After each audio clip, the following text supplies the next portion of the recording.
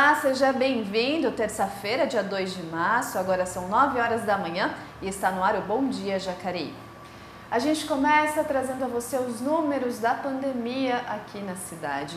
Segundo a última atualização divulgada pela Secretaria Municipal de Saúde, foram registrados até o momento 12.164 casos de Covid-19.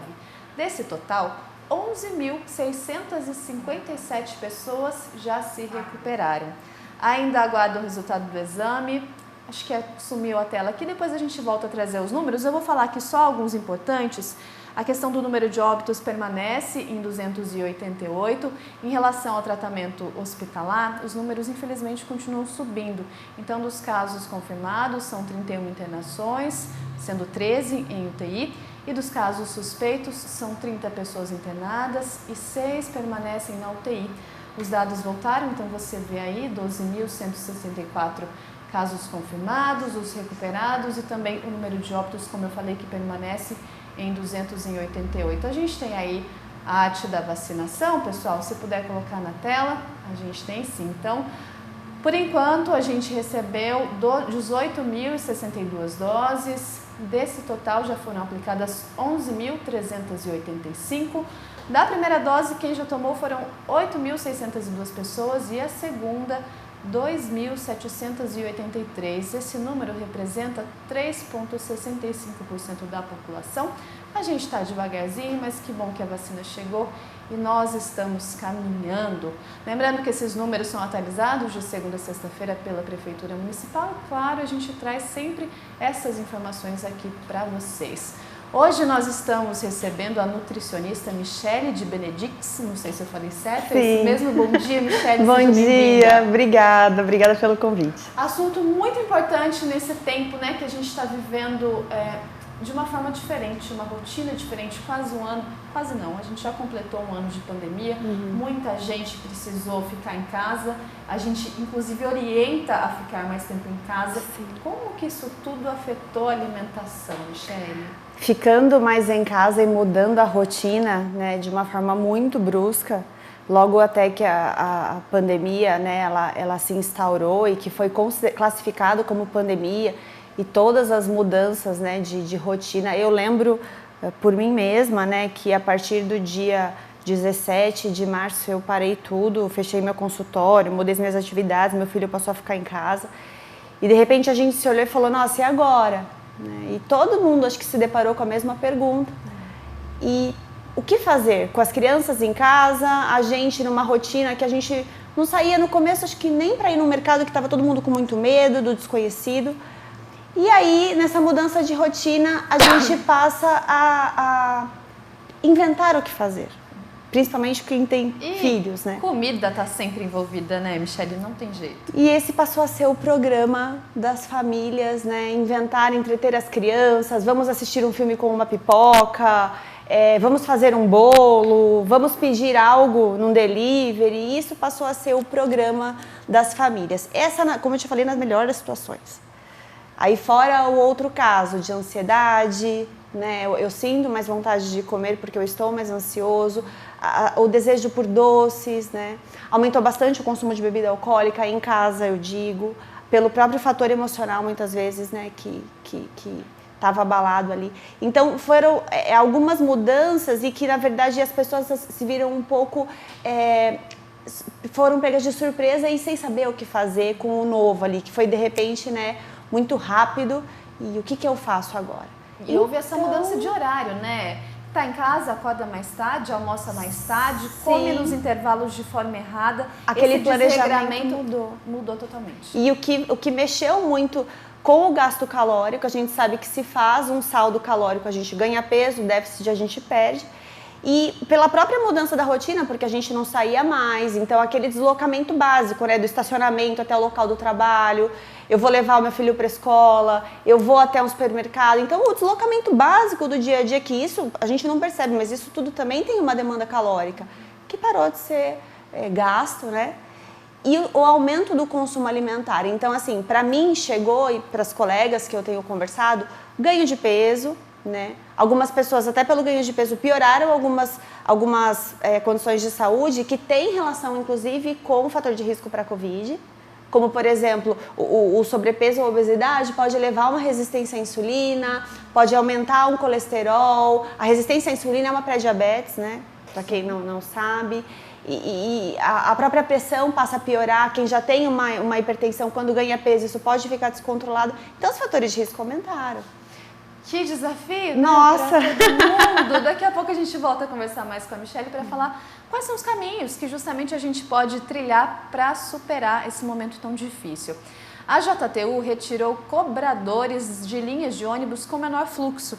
Agora, o motorista é responsável por dirigir e cobrar a tarifa. A Secretaria de Mobilidade Urbana afirma que a decisão foi exclusiva da empresa.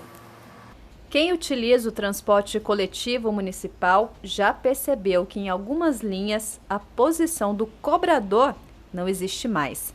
Isso porque a discussão, que começou em julho de 2020, resultou em um acordo entre a empresa JTU, concessionária do serviço em Jacareí, e o Sindicato dos Trabalhadores em Transportes Rodoviários do Vale do Paraíba e região, que estabeleceu que nas linhas com menor fluxo, o veículo contaria somente com o motorista. Na época, o prefeito Isaías Santana, ele autorizou que a empresa, JTU, ela rodasse sem cobrador nas linhas circular 8, Parque Santo Antônio, e 13, Maria Amélia. O motorista agora é responsável por cobrar a tarifa, liberar a catraca e, claro, dirigir. Nossa equipe procurou a JTU, que preferiu não se pronunciar sobre as mudanças.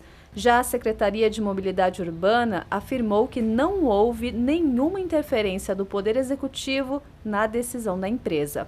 Mas isso é uma decisão exclusiva da empresa com o sindicato. A prefeitura não pode legalmente influenciar e nem opinar em questões trabalhistas, porque a gente contrata serviço, não tem relação empregatícia com nenhum dos empregados da JTU. O secretário de Mobilidade Urbana ressalta ainda que é responsabilidade da empresa cumprir os protocolos de segurança. Primeiro, o motorista, ele deve fazer toda a questão da cobrança e tal com o veículo parado.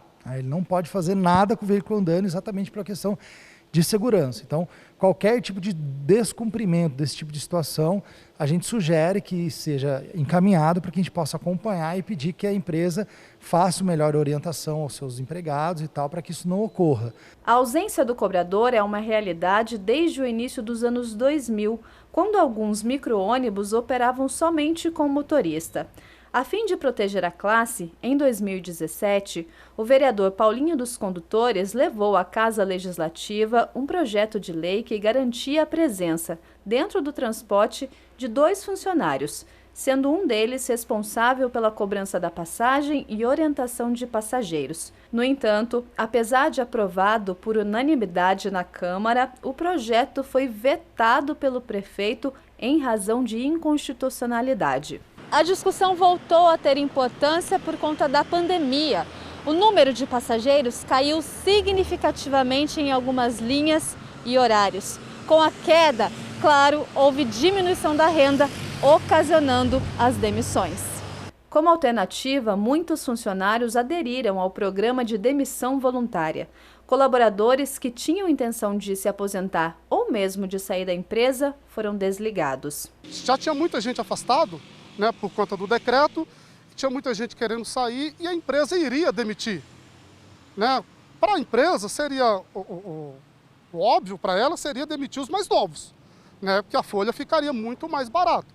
Para nós, sindicatos, o correto seria demitir quem quisesse sair. Por isso, nós chegamos no consenso do PDV. Segundo o sindicato, houve reajuste de benefícios para os colaboradores que permaneceram na empresa e para os que aderiram ao PDV, foi feito um plano de demissão especial. A expectativa dos funcionários é que após o fim da pandemia seja feito um novo estudo e reavaliada a possibilidade da volta dos cobradores.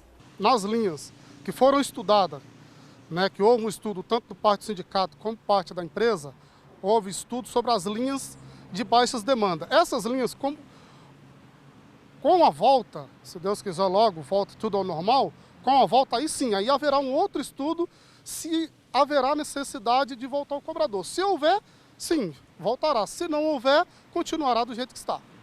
Transporte público sempre um desafio no Brasil todo. Michele, voltando aqui para a nossa conversa, você tem filho, sabe da dificuldade que foi a se adequar a essa nova realidade e, claro, também teve impacto na alimentação das crianças. Sim. Porque, como eu disse, como mudou totalmente a rotina, então vamos imaginar uma criança, né? Ela ia para a escola.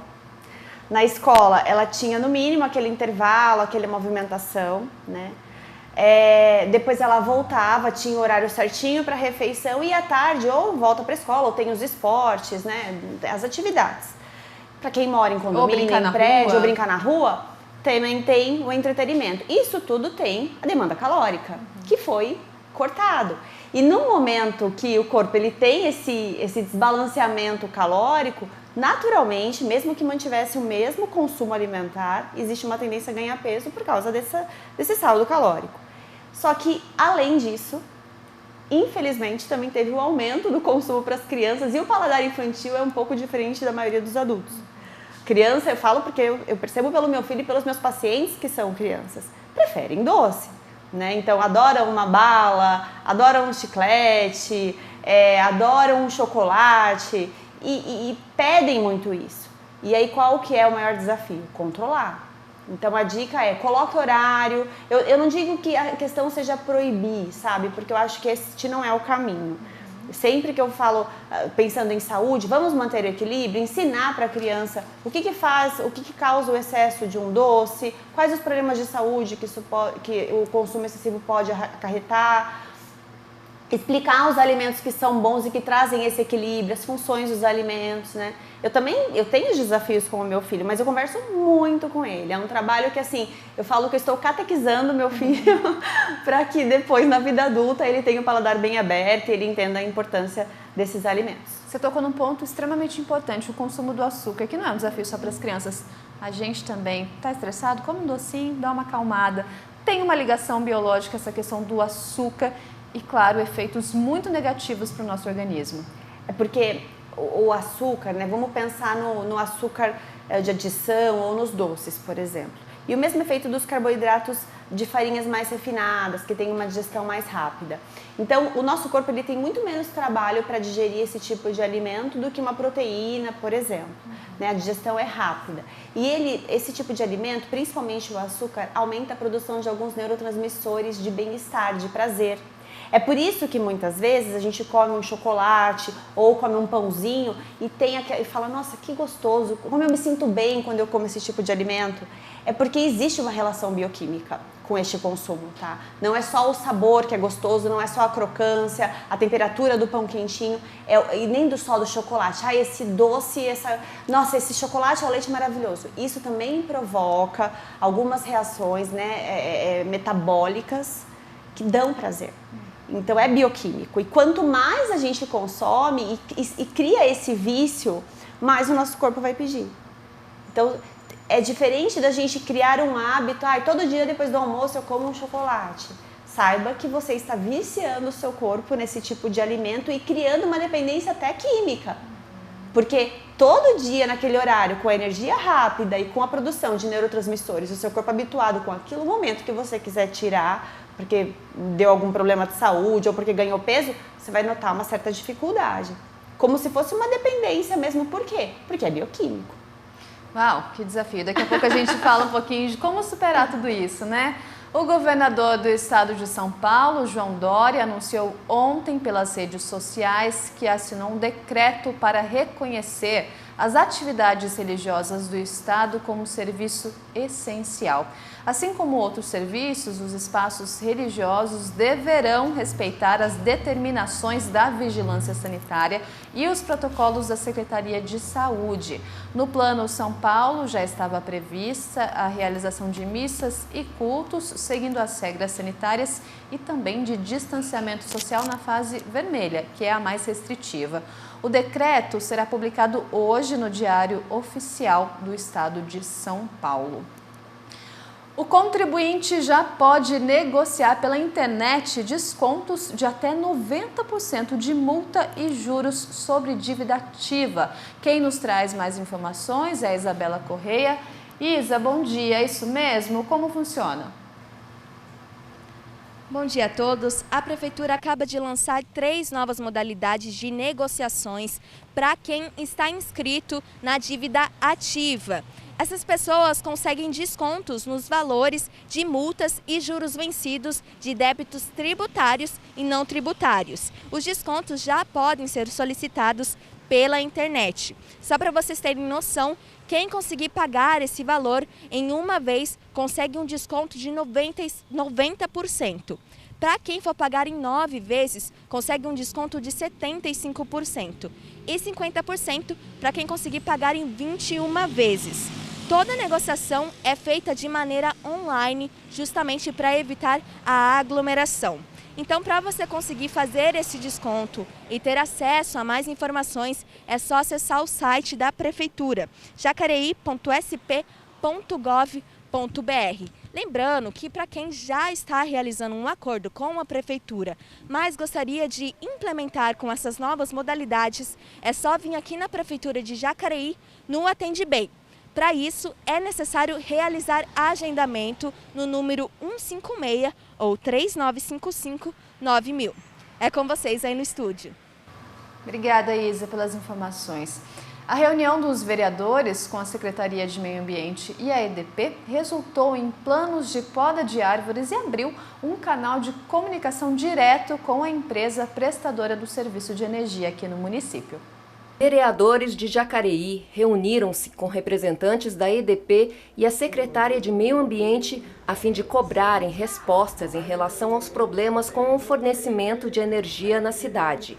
A reunião aconteceu quinta-feira, dia 25. O nosso objetivo é daqui para frente a gente fazer reuniões, em traçar planos, né, para a execução dessas podas, que é o problema maior que temos no município até o momento, né, para poder traçar esse cronograma junto com a Prefeitura e a gente trabalhar nessa parceria, né, fazendo a poda, entregando para a Prefeitura e daí ela fazendo a manutenção devida. É claro que se precisar do nosso auxílio, da nossa ajuda, a gente vai estar à disposição para auxiliar também.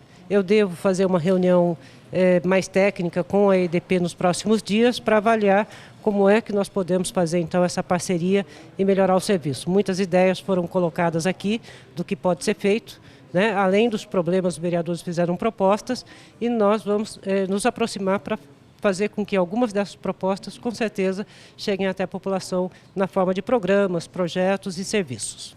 Outro assunto colocado pelos vereadores foi o pedido de deslocamento de postes que ficam em frente às garagens de munícipes. Existe aí cobrança nossa enquanto vereador, mas a Bandeirante hoje deixou claro, né, que para fazer a locomoção desse poste tem um custo e esse custo tem que ser arcado pelo munícipe, né? Então é muito dificultoso, o custo não é barato, é um custo alto, né? E a gente vai continuar cobrando, ver o que a gente pode fazer para se mudar isso, mas no momento essas dificuldades que existem. Segundo o presidente da Câmara, Paulinho dos Condutores, haverá um canal de comunicação direto entre vereadores e a EDP. Vai existir um canal dos vereadores direto com a Bandeirante. Isso significa que os problemas que tiver dos munícipes que faz o pedido, quando é passado para os vereadores, o vereador vai ter esse canal direto com a Bandeirante para estar solicitando melhoria para os munícipes. Então, eu acho que vai avançar e vai melhorar muito essa comunicação nossa com a Bandeirante. Shelly, a gente falava antes de assistir essas reportagens dessa questão da dependência do açúcar, né, que é gravíssima, como você já muito bem pontuou. Agora, qual o caminho que a gente pode trilhar para poder evitar isso? Talvez não comprar, talvez colocar num local de difícil acesso, talvez fazer um trabalho psicológico. Quais são as orientações? É muito importante a gente se conhecer, né? Então, eu falo que existem diferentes casos. Então, quando eu olho para um paciente, eu quero analisar junto com ele se ele tem uma dependência química ou se é uma questão de hábito, né? Outra coisa, no que de repente esse açúcar está entrando? Às vezes essa pessoa ela está fazendo do consumo dos doces o hobby. Então ela deixa de praticar outras coisas que diminuem a carga de ansiedade, que ajudam a acalmá-la, e ela está sempre recorrendo ao consumo de doces ou de outros alimentos. Então eu sempre falo para as pessoas, não faça da comida a sua companhia. né? A gente tem que ter os hobbies. E hobby, gente, não é necessariamente o esporte. O esporte ele é muito importante, o exercício físico. Mas eu posso ter outros hobbies. Eu posso ter o hobby de assistir uma série. Eu posso ter o hobby de uma leitura. Eu posso ter o hobby de trabalhos manuais. Né? Então, escolher um hobby, aquilo, é muito legal a gente identificar o que nos faz bem. Eu já fiz terapia e uma época minha terapeuta olhou para mim e falou assim, qual é o seu hobby? Aliás, quando eu comecei a terapia, porque eu ainda faço, mas ela falou, qual é o seu hobby? E na época eu não sabia responder. E aí que eu me dei conta como que eu tinha que pensar nisso, porque eu já tinha 28 anos, eu não sabia quais como eram é os meus importante, hobbies. né? A gente se entender. E aí eu comecei a trabalhar essas questões e foi muito legal, porque hoje, né, são 10 anos que eu sei quais são os meus hobbies. Então, quando eu tô mais ansiosa, eu sei aquilo que eu preciso recorrer, onde que eu tenho que buscar, sem prejudicar a minha saúde. Né? O hobby ele não é nada que possa nos fazer mal, não, o hobby ele tem que ser neutro, de preferência benéfico, aquilo que vai te trazer bem-estar, tranquilidade, te deixar mais alto astral, enfim, te deixar melhor. Então, se você nota que é difícil controlar o consumo em casa, você pode se ajudar não comprando esse tipo de alimento, mas o mais legal é a gente saber lidar com isso, porque em algum momento você vai se deparar com os doces. Então você tem que buscar o seu ponto de equilíbrio. Se for uma dependência realmente, algo que você fala, eu noto que eu não consigo controlar o consumo e quando eu vejo eu estou comendo demais, procurar a ajuda de um psicólogo, procurar trabalhar os seus hobbies, ajudar a limpar o seu paladar, porque eu falo que o paladar ele se acostuma com a intensidade do sabor, tanto para o sal quanto para o açúcar. Se eu uso muito sal, quando eu como uma quantidade moderada, eu vou falar, nossa, está totalmente sem sal. E o açúcar é a mesma coisa. Então, começar diminuindo a quantidade, se está acostumado a comer todo dia após o almoço, troca por uma fruta, né? E trocando por outros alimentos que vão ajudar a diminuir o consumo gradativamente e inserindo esses hobbies que eu te falei. Tomando bastante água, que isso é importante também. É uma questão de reeducação, Michele. É uma questão de reeducação e de se conhecer, identificar qual que é a minha questão. Ah, minha questão é comportamento, é hábito, tá, é mais tranquilo. Não, é uma dependência, vou procurar a ajuda de um profissional. Então, se conhecer e buscar colocar no lugar, não só tentar tirar, agora eu não consumo mais chocolate. Vamos mudando e remodelando isso para que realmente seja uma estratégia de sucesso. Para que não sofra, né? E porque a abstinência 100%, ela vai conseguir fazer um período. Depois, na hora que ela voltar, que a pessoa voltar, geralmente volta consumindo ainda mais no processo de compulsão, porque a retirada ela foi muito grande, imediata. O desafio de ser jornalista é você ouvir as verdades, né? E não poder nem retrucar aqui, gente. A gente vai para o intervalo rapidinho e volta para conversar mais com a Michele. Até já.